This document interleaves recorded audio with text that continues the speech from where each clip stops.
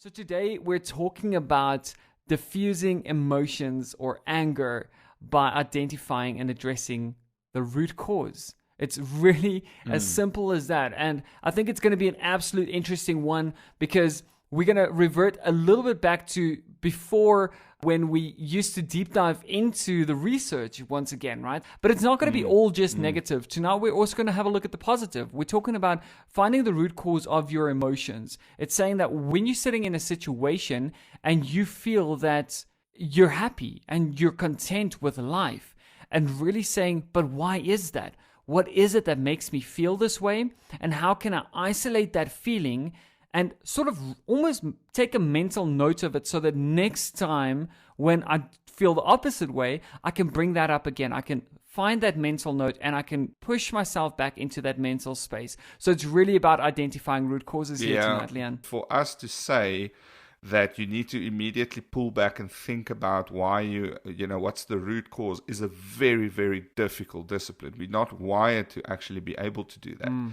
And that is why this episode exists, because there's a lot of other things that one can also do. So if you are failing to actually address the root cause, which 100% is going to save your ass every time. If you've got a huge blowout and you have the ability to go step a second back and look at the root cause, 100% you're going to diffuse that situation every single time without fail.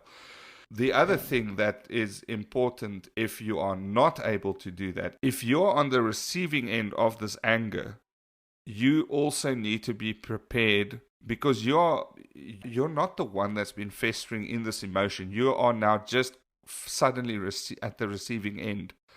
So you've got a little bit more time to grip onto that 2% rationality. Yeah. Right?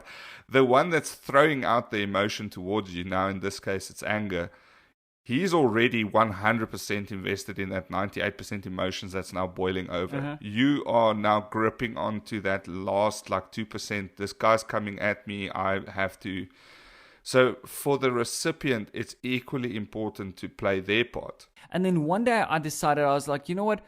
Maybe instead of judging him and thinking that he's the biggest douchebag on earth, I'm going to test something out. Next time I get to the office and he lashes out at me, I'm actually going to start asking him, what's going on, dude? What's happening? Is everything okay in your life? So I'll absorb the punches. I'll let everything calm down and cool down for a little while. And then I'll come and talk to you and I'll be like, yo, Leon, what's happening? How's the wife and the kids, and is everything okay? You seem a little upset, And it's really doing root cause analysis when you're on the receiving end as well. As I mentioned, I stop and I tell myself, and I'm like, you know what, Mono? You are frustrated, but obviously you cannot be frustrated the fact that she just shifted the pan to the left-hand side on the stove. Why are you frustrated with that? And sometimes why are you lashing out, right? That's as little as it needs, right? Yeah. But that's the cherry on the cake where you just flipped your lid completely.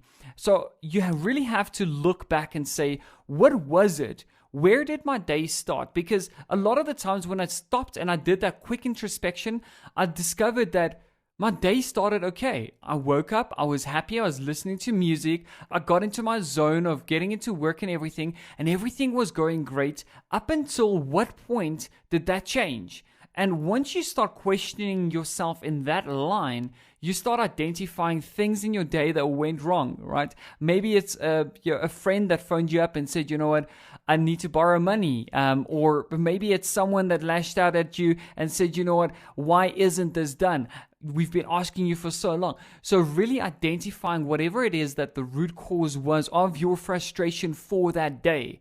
Happiness and excitement, I feel that those two are exactly the same situation. That as much as we need to identify the root cause of our terrible feelings, we need to identify the root cause of our happy feelings. What makes us happy? So what was the last good Saturday that I had, or the last good weekend that I had, or the last good week, again, if we want to take this long term, week, month, year that I had? What was I doing during that time that gave me the excitement, that gave me the happiness, that gave me the purpose and the passion that I was living with in that short period of time? If you've derived some great value from our show thus far, please take a second to rate and review us on the platform that you're tuned in on. This will really help us to grow the show and reach more and more people, to spread the positivity and change more and more lives. So it will literally just take you a second to rate and review us, and who knows, perhaps you could directly be responsible for changing someone's life today. We look forward to seeing you guys in the next one. Until then, cheers.